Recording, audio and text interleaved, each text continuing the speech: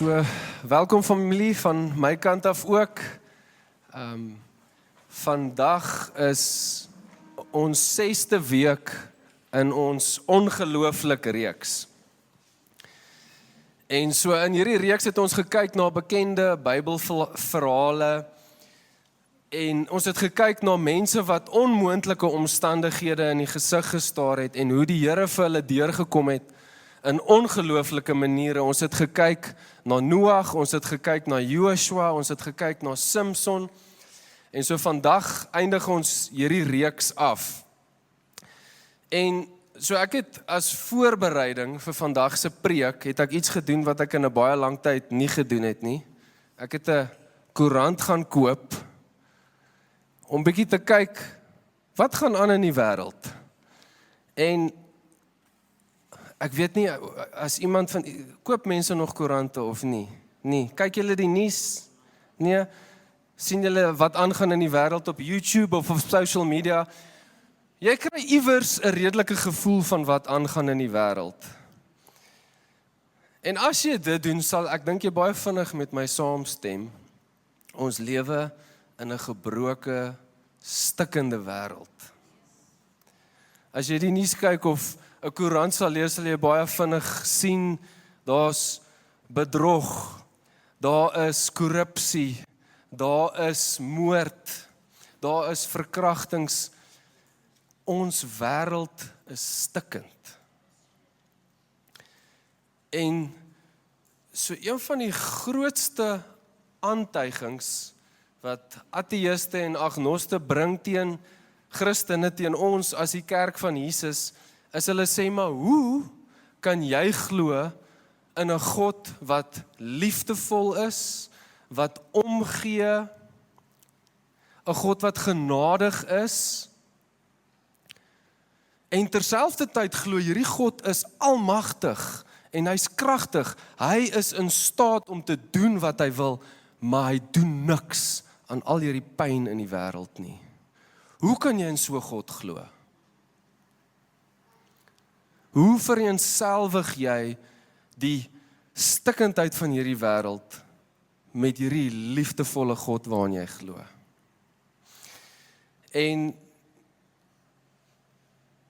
hierdie is 'n probleem wat baie teoloë en baie mense al baie pogings gemaak het om op te los, maar C.S. Lewis het hierdie probleem so verwoord. Hy het gesê, pain would be no problem unless, side by side with our daily experience of this painful world, we had received what we think a good assurance that ultimate reality is righteous and loving.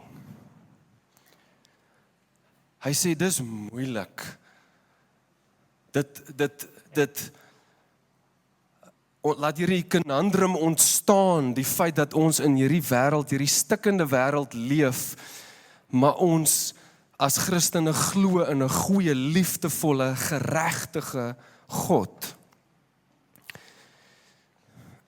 En so ek dink om hierdie bietjie meer huis toe te bring vir ons vandag, wil ek vir jou die vraag vra. Hoe reageer jy wanneer jy deur moeilike tye gaan? Daai tyd toe jy deur daai finansiële krisis gegaan het, dalk besig is om deur te gaan. Daai tyd toe jy 'n geliefde afgestaan het aan die dood. Daai tyd toe daar konflik was in verhoudings en daar was moeilike goed wat jy moes probeer uitsorteer in jou verhoudings. Hoe hanteer jy dit? Wat glo jy in daai tye oor God? Jy weet, selfs al sal ons sê ons glo in 'n liefdevolle, genadige, geregtige, almagtige God, sukkel ons baie keer in daai tye. Ons vra soos, maar waar is die Here? Het hy my verlaat in hierdie omstandighede? En op 'n subtiele manier word ons dalk ook bietjie agnosties. In 'n manier sê ons, ek verstaan nie hierdie God so lekker nie, so ek weet nie of ek hom kan vertrou nie. Ek weet nie of ek regtig my alles vir hom kan gee nie. Ek weet nie of ek kan nader trek in hierdie God, in hierdie plek van pyn waar ek nou is nie, want wat besig is om te gebeur in my lewe, maak nie vir my sin nie. Dit voel nie vir my reg nie. En so, op pad na 'n ongelooflike lewe, soos wat ons gepraat het van in hierdie reeks, menende, 'n lewe waar die Here opdaag in jou lewe in ongelooflike maniere, op pad na so tipe lewe, gaan ons eie ongeloof moet konfronteer. Gaan ons moet konfronteer dit wat ons dalk verkeerdelik glo oor die Here, of dalk nie glo oor die Here se goedheid nie, veral in ons swaar kry. So, ons gaan vandag bietjie kyk in die skrif na juis so verhaal. So dit is die verhaal van Elisa en die weduwee. So as julle Bybels hier het, kan julle blaai na 2 Konings 4.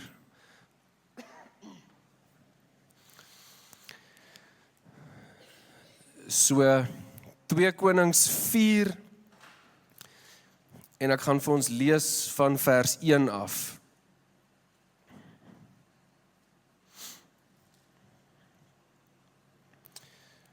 Goed, 'n vrou van 'n profeet het haar nood by Elisa kom kla. My man is dood. U weet self dat hy die Here gedien het. Nou het die skuldeiser gekom om my 2 seuns te vat en hulle sy slawe te maak. Hierdie vrou, hierdie weduwee, sit in desperate omstandighede. Ons sien, sy het haar man verloor, en dalk is daar van julle wat vandag kan identifiseer met hierdie vrou, wat dalk iemand naby aan julle afgestaan het aan die dood, dalk 'n eggenoot. Sy is in rou, hierdie weduwee, omdat sy haar man verloor het. Maar boonop die feit dat sy haar man verloor het, het sy ook haar finansiële sekuriteit verloor. As gevolg van die feit dat sy haar man verloor het, nou is sy gedompel in armoede in. Nou is daar swaar kry bo op haar rou. En nou soos die Engels sê, to add insult to injury, nou moes sy gaan skuld maak om aan die lewe te bly as gevolg van haar finansiële situasie. En nou kom die skuldeisers en hulle sê, ons wil van jou kom wegvat, al wat jy oor het, jou seuns, en ons wil hulle ons slawe maak, sodat hulle kan terugwerk dit wat jy vir ons skuld. Dink net gou, probeer jouself in hierdie weduwee se skoene sit. Wat moes sy glo oor die Here in hierdie omstandighede? Dit is baie moeilik om 'n goeie antwoord te gee op hierdie omstandighede, maar ons gaan vandag kyk na die skrif en kyk wat die Here kom doen in hierdie verhaal. So kom ons bid saam en dan gaan ons verder in die skrif. Here, U is nie 'n God wat onbekend is met ons swaar kry, met ons seer, met ons pyn nie. Here Jesus, U het aarde toe gekom en U het op hierdie aarde kom loop, Here. U het beleef wat ons ook beleef. Here, kom help ons in ons ongeloof, daar waar ons sukkel om geloof te hê in wie U is, dat U 'n goeie God is, Here. Kom maak ons oë vandag oop, kom wys vir ons, Here, waar U is in ons swaar kry, Here. Ons bid dit in Jesus naam. Amen.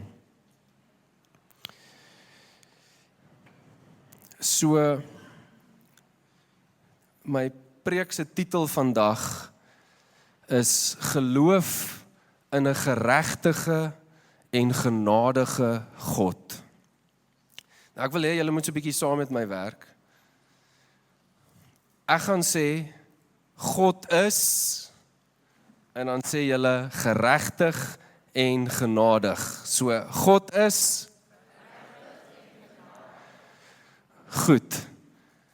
So ons gaan bietjie hierdie skrif uitpak en sien hoe die Here geregtig en genadig is, selfs in hierdie vrou se omstandighede, selfs in omstandighede waar ons swaar kry en pyn beleef, hoe dit nog steeds waar kan wees.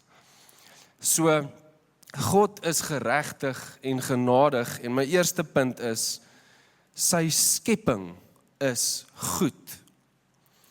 Nou wat het die skepping te doen met hierdie vrou se omstandighede? Jy sien, God het 'n perfekte wêreld geskep. God het 'n wêreld geskep waarbinne hy elke ding geskep het en hy gesê het, dit is goed, dit is goed, dit is goed. En na hy die mens geskep het, toe sê hy, dit is baie goed.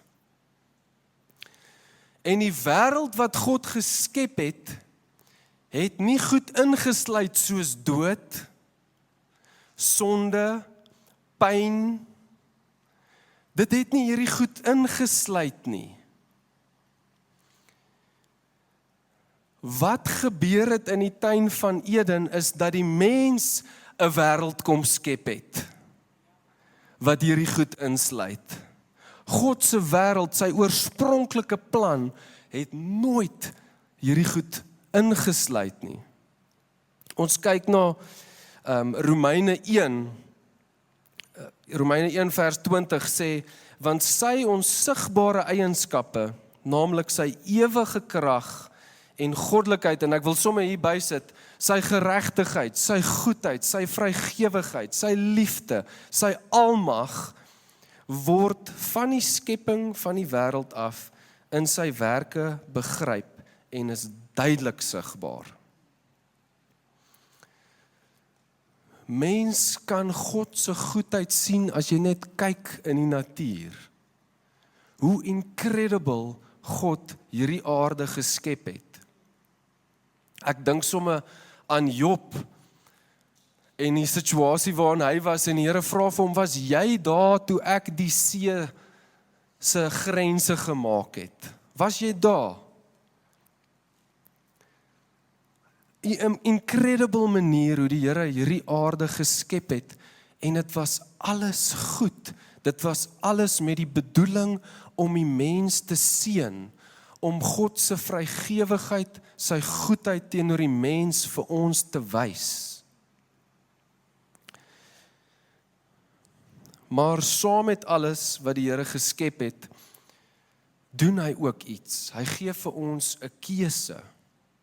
Hy sit die boom van die kennis van goed en kwaad in die tuin en hy sê vir die mens, hier is alles vir julle om te geniet in my skepping, maar net een ding wil ek hê julle moet nie doen nie. Moenie van hierdie boom eet nie. Vertrou my om vir julle te definieer wat is goed en nie. Julle het nie nodig om van daai boom se vrugte gaan eet sodat julle dit self kan begin probeer definieer nie. Vertrou my definisie van wat goed is. En wat doen die mens? Ons gaan juis op ons eie uit en ons sê, nee Here, ons wil self kan weet, ons wil in beheer wees van moraliteit, ons wil kan definieer wat is goed en wat is sleg. Ons soek nie die definisie nie. Ons wil daai krag in ons eie hande vat. En saam met daai besluit kom sonde en dood in ons wêreld in. God se goeie skepping wat God geskep het, word korrup deur mens se sonde. En ek dink dit is tog belangrik vir ons om hierdie te weet as 'n fondasie wanneer ons deur swaar kry gaan. Jy sien, God is goed, hy het nooit die intensie gehad van pyn of swaar kry in hierdie wêreld nie. Ons hoef nie te vertwyfel in sy karakter nie. Dit is deur die mens se besluite wat ons dit in die wêreld in gebring het.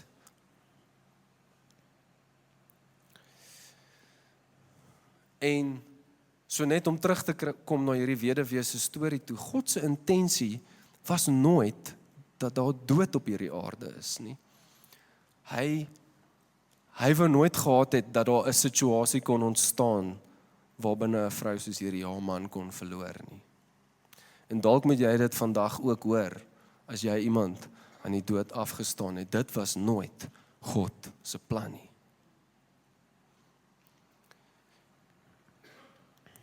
So, God is geregtig en genadig. My tweede punt, sy wette is goed. Nou wat het gebeur na die sondeval? Mens word nie meer regeer deur sy intieme liefdesverhouding met God nie. Sy besluitnemingsprosesse word nie meer regeer deur wat behaag God nie. Dit was in die tuin van Eden hoe Adam en Eva se besluite gemaak was. In intieme verhouding met die Here. Na die sondeval, nou kan hulle vir hulle self besluit wat reg en verkeerd is.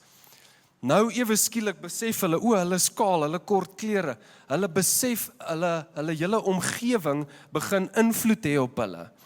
Hulle besluitnemingsprosesse is nou geregeer deur hulle sintuie en wat hulle dink is goed en wat hulle dink nie goed is nie. Kan julle sien die chaos wat dit veroorsaak het, ewe skielik? Soos ons die geskiedenis aanrol, sien ons net hoe daar geweld en verwoesting op die aarde is van hierdie punt af aan. As gevolg van die effek van sonde. En die Here kom toe in sy genade en sy geregtigheid en hy sê vir die mens, ek kan sien julle is baie confused oor hoe om te lewe. Ek gaan vir julle wette gee. En ek dink ons mis hierdie gedeelte van hoekom die Here die wet gegee het. Nie net die 10 gebooie nie, daar's baie gebooie as jy Deuteronomium gaan deurlees. Die Here het die wet vir die mens gegee om die mens te beskerm van sonde en die verwoesting wat kom deur dit en om herstel te bring tot 'n gebroke wêreld vir die mens om te sê hier is wat goed is. Lewe in hierdie manier, dis hoe ek jou gemaak het om te wees.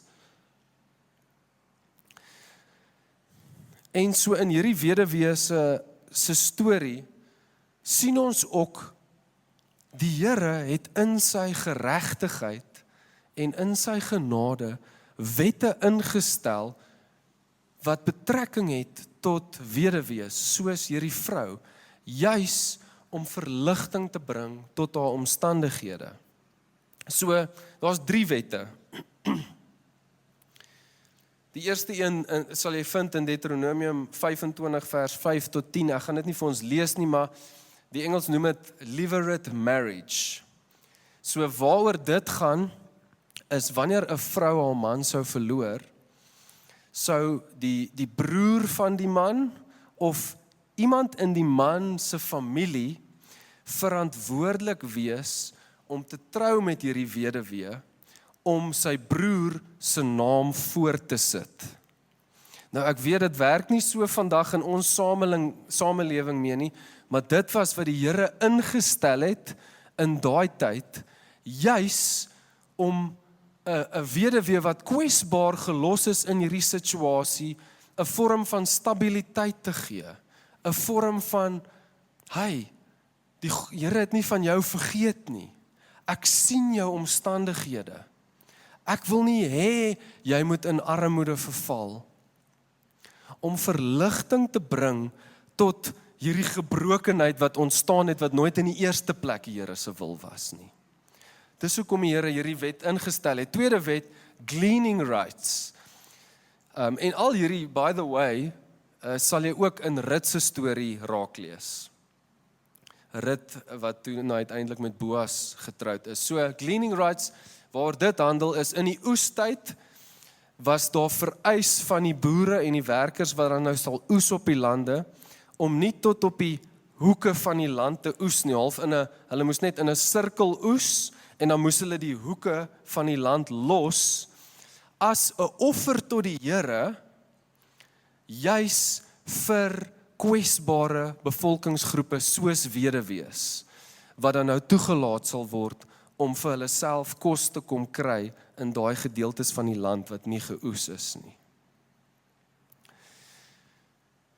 Die perennial tithe, elke 3de jaar was daar 'n offer wat gegee is aan die priesters, en hierdie offer was dan nou spesifiek geoormerk om te gaan aan weduwees en ander kwesbare groepe. Hierdie is alles wette, goeie wette, wat 'n genadige, geregtige God ingestel het om geregtigheid te probeer herstel. Kan julle dit sien? Nou hier's my vraag. Waarom sien ons niks van hierdie in hierdie weduwee se lewe nie? Ons sien nog steeds sy is ongetroud. Ons sien sy verval in armoede. Kon sy nie kon glean nie, het sy nie 'n perennial tithe ontvang nie. Ons sien sy is in armoede. Dit wil nie vir my voorkom asof sy die voordele van hierdie goeie wette, wat 'n goeie en genadige en geregtige God se hart was vir haar, dit wil nie vir my voorkom sy die voordeel hiervan gekry nie. En hier's my vermoede, dis vir dieselfde rede as die eerste punt. God kom wys sy goedheid, kom sê vir die mens, kom, ek wil intiem met jou stap, ek wil vir jou wys wat goed is, maar die mens sê nee, dankie. My vermoede is, dat almal wat verantwoordelik was om hierdie te onderhou net gesê het, nee, nie ek nie. Ek's jammer, dis te veel van my te verwag, om iemand te vra om op my plaas te kom oes. Het my laat dink aan hierdie spreekwoord van Edmund Burke. Hy sê, evil prevails when good men do nothing.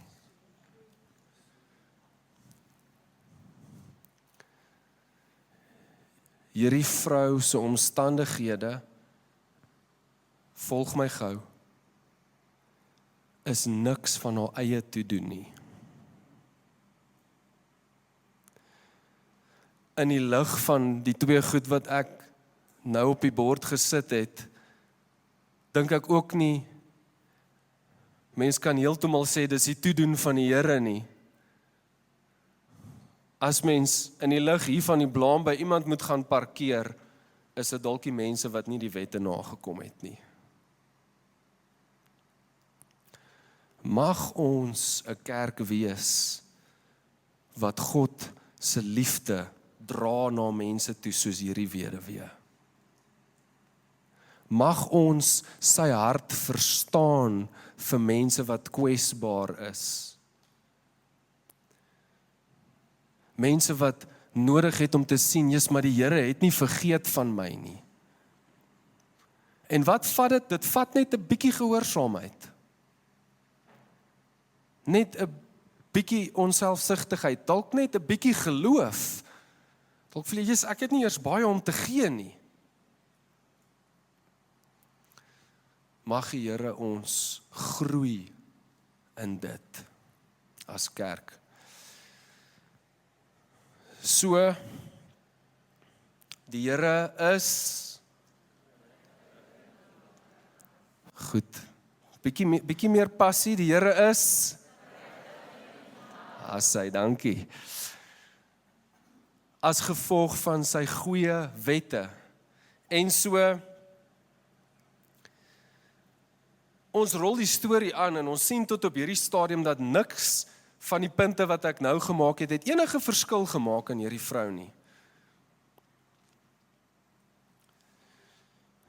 En ons sien, as ons lees saam van vers 2 af, so 2 Konings 4 van vers 2 af, Elisa het vir haar gesê, ek sal jou help. Nou ek vind dit interessant dat dit sy reaksie was, want ek vra myself af presies hoe het hy haar gehelp, en ons sal dalk later terugkom na dit toe in die storie, maar ek dink dit was meer net die Here wat haar gehelp het. Dit was die feit dat Elisa bereid was om te glo in 'n God wat iets wil doen aan hierdie vrou se omstandighede, wat hom in staat gestel het om haar te help. Sê vir my, wat het jy in jou huis? Sy het geantwoord, ek het niks in die huis behalwe 'n herde kannetjie olie. Hy het toe gesê, gaan leen nou by al jou bure leekruike en sorg dat jy nie te min leen nie. Hierdie is crucial, ons gaan nou terugkom daarna. Dan gaan jy in jou huis in, maak die deur agter jou en jou seuns toe en gooi elkeen van hierdie kruike vol olie. Soos elkeen vol word, moet jy hulle wegpak. Iets baie belangriks wat ek dink ons nie hier moet mis nie, nê, is waar hierdie vrou opeindig. En ek wil sommer vir jou vra, waartoe hardloop jy in jou swaar kry? Waarheen hardloop jy wanneer dinge nie sin maak nie? Wanneer dit voel asof haar ongeregtigheid aan jou aangedoen is? As jy onder stres is, waartoe hardloop jy? Ons sien hierdie vrou gaan na die profeet Elisa toe. Nou, interessante bietjie ekstra inligting. Haar man beweer hulle was dalk een van Elisa se disippels. Hy was soos sy understudy. Elisa was sy mentor.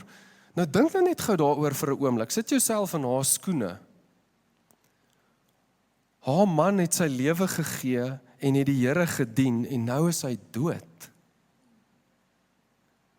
Sy kan so maklik in bitterheid net sê, ek wil nie daar gaan nie. Ek wil nie gaan en dieselfde paadjie stap nie. Maar sy gaan na Elisa toe en profete in daai tyd is 'n verteenwoordiger van die stem van God. So ons kan eintlik sê, sy gaan daarna toe waar sy die Here kan hoor praat. Sy gaan sit daar waar sy die Here se stem kan hoor oor haar situasie. Sy gaan posisioneer haarself in geloof. Selfs met hierdie twee stryd wat sy het van, hoe kan dit wees dat hierdie God al hierdie goed toegelaat het wat met my gebeur het, gaan sy nog steeds na hom toe.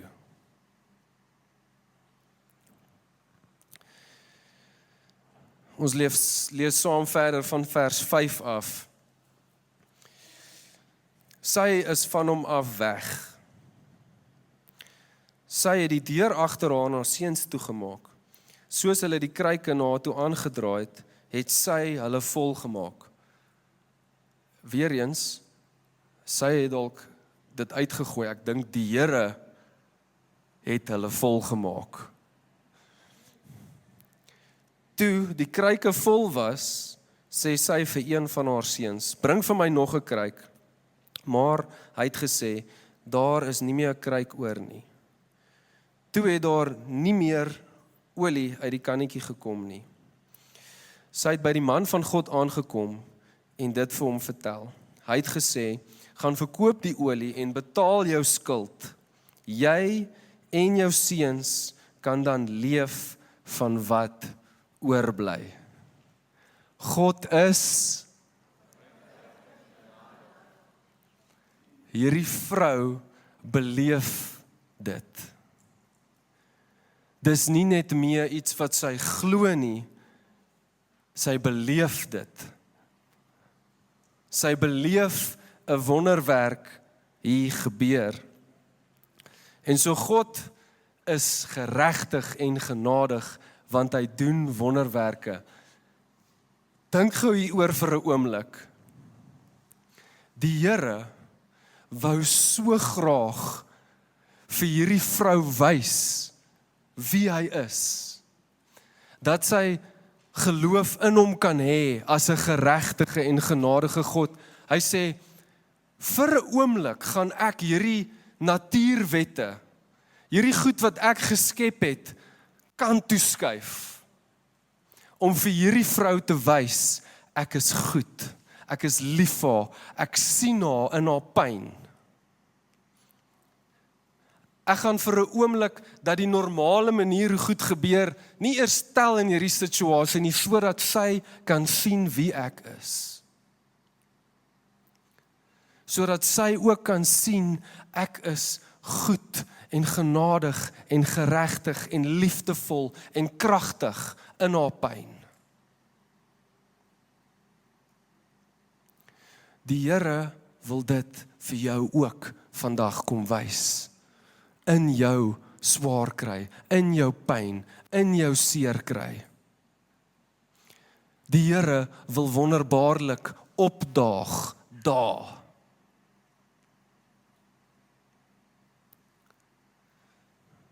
Dit is hoekom ons nodig het om ons ongeloof te konfronteer. Want soveel keer is dit nie waar ons opeindig by sy voete nie. En ons sien hoe hierdie vrou die voordeel beleef van hierdie wonderwerk. Nie net kan sy haar skuld afbetaal nie. Nie net word haar swaar kry en haar pyn gehanteer deur hierdie wonderwerk nie. Daar kom voorsiening vir dit wat nog vorentoe lê. Sy en haar seuns kan leef verder van die geld wat sy kry van die verkoop van hierdie oliekruike.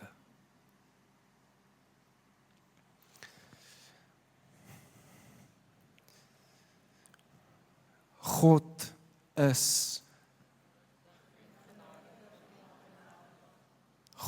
is geregtig en genadig. Hy sal nie toelaat dat onreg aanhou. En so, ek besef vandag, daar sit van ons hier, en jy sit met pyn, en jy kan identifiseer met hierdie vrou, en jy kan identifiseer met waardeur sy gaan.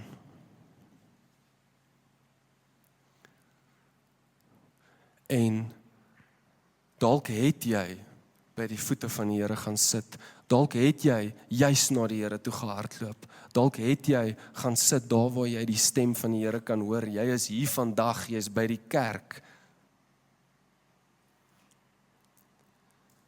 maar jy het nog steeds nie die wonderwerk beleef nie. Ek wil vir jou sê, onreg, sonde, al hierdie stikkendheid van ons wêreld gaan nie vir altyd aanhou en die laaste woord wees oor ons wêreld nie, en hier is hoekom. Daar was 'n man,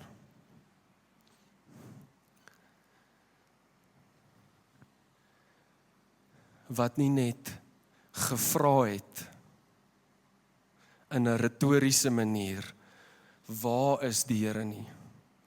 Daar was 'n man wat gevra het, Here, waarom het U my verlaat? Daar was 'n man wat onreg beleef het, soos geen een van ons regtig kan verstaan nie. Hy was verraai, hy was gemartel.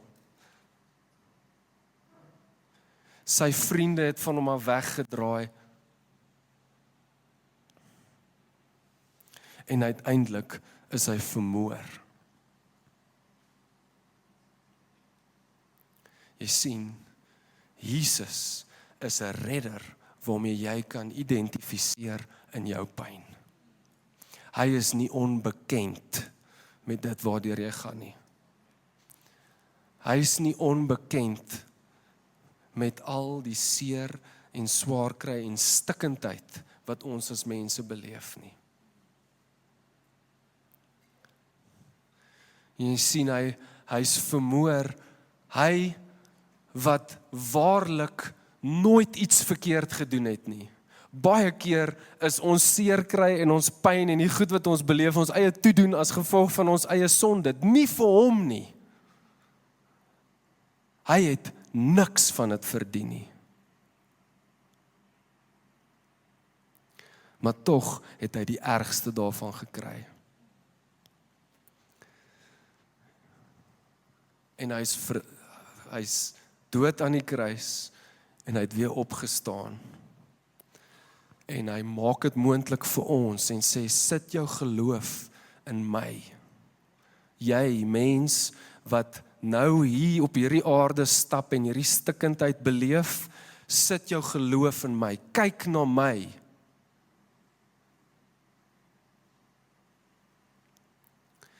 En hy maak dit moontlik vir ons om die koninkryk van God binne te gaan. Daai perfekte skepping wat God in die tuin in gedagte gehad het, word aan die einde gerestoreer na 'n heilige stad, waarbinne daar geen pyn en rou en geen dood en niks van die goed is wat vir ons hier op aarde al hierdie stikkendheid laat beleef nie. Luister hier, Openbaring 21 vers 3. God se woonplek is by die mense en hy sal by hulle woon. Hulle sal sy volke wees en God self sal by hulle wees as hulle God. Hy sal elke traan uit hulle oë afdroog en die dood sal nie meer daar wees nie. Ook nie rou of 'n gehuil of pyn sal meer bestaan nie. Want die eerste dinge het verbygegaan. Dit is 'n hoop waaraan ons kan vashou. Dit is waaraan ons geloof sit. Dat Jesus vir ons voorberei het om eendag saam met hom in sy koninkryk te wees. En dat ons dit nou al kan beleef hier op aarde. En so familie, ek wil vandag net vir ons geleentheid gee om te reageer op wat die Here vandag vir ons gesê het. So, ek wil net hê jy moet vir 'n oomblik jou oë toemaak.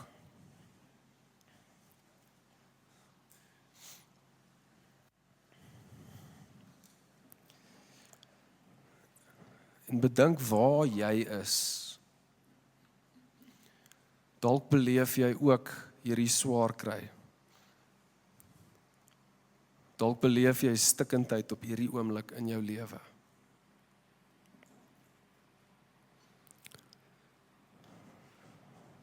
En dalk was die eerste plek waar jy in gehardloop het nie God nie. Ek weet, ek is skuldig. Baie keer kry ons 1000 ander goed. Sit en kyk YouTube video's, doen iets net om jou te laat vergeet van wat eintlik aan die gang is. Ons kry vir onsself maniere om ons gedagtes in 'n ander plek te sit. Ek wil vir jou vanoggend 'n geleentheid gee om in jou swaar kry, in jou pyn, dit voor die Here te kom lê. En dalk het jy dit al van tevore gedoen. Dalk is hierdie wat jy normaalweg doen. Maar kom lê dit vanoggend voor die Here.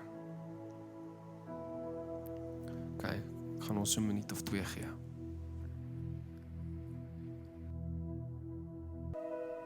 Here Jesus, dankie dat U 'n God is wat vertrou is met pyn en swaar kry, Here.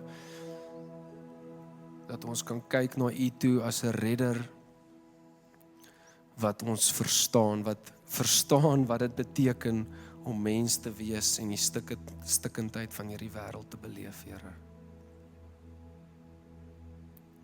Here, net in die gebede wat vanoggend gebid is, vertrou ek dat daar geloof sal opstaan in ons harte, Here. Dat daar geloof sal opstaan, Here, en dat ons sal sien hoe U beweeg in ongelooflike maniere. Soos wat ons oorgee aan U. Soos wat ons U meer leer vertrou, soos ons net dink aan U getrouheid, Here. Here, ek bid dat U vanoggend kom en harte kom genees.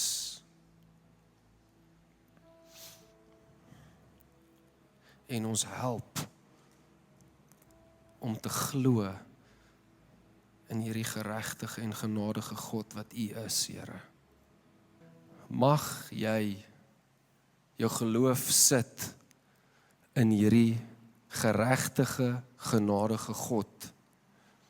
En mag jy ongelooflike goed beleef wanneer jy doen, te midde van swaar kry en seer. Amen.